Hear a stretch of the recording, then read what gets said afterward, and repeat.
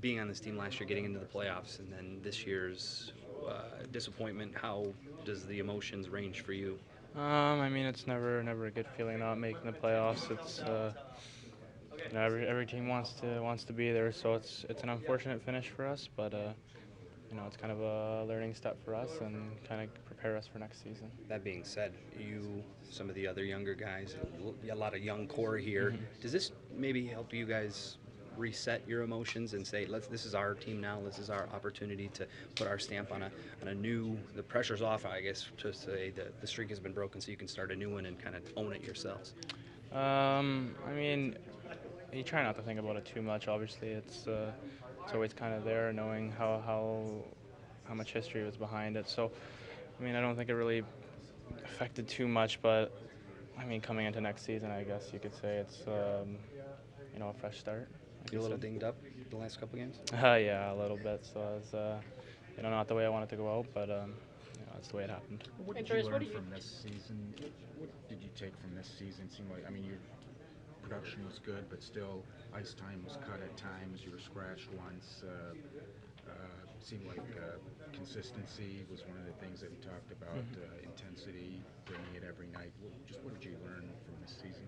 I mean, you learn so much playing in this league that there's not one thing that you can take away, but there's so many that I can't pinpoint one. But I just try to do the best I can, and play within my game, and not try to do too much. So coming into next season, I think I'm gonna keep a mindset of obviously you want to be better, and just try to get better, and do the best I can for this team. Andreas, is about being consistent too. I mean, you show when you skate, and the speed you have when you get breakaways and such that they kind of see that as you that you can change a shift uh, with the way you can play.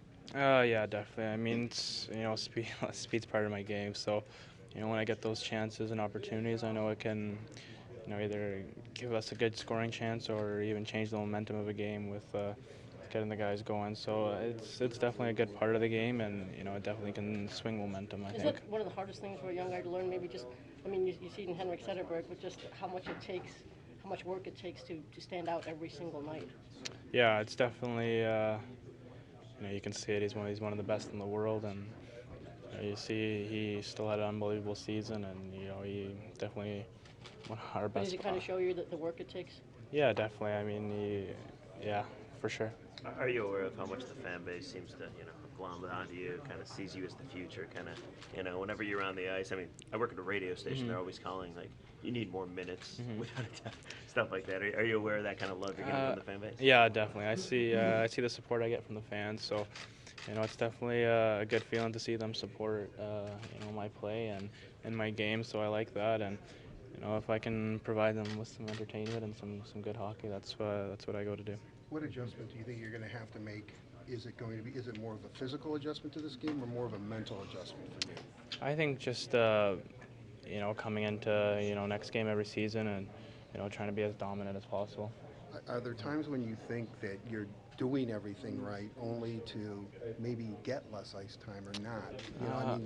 It's been a difficult learning process, I guess, is what I'm trying to say. Yeah, I mean those situations you can't really figure out. You just gotta put it in the past, and whatever happens, just be ready when you get that name called.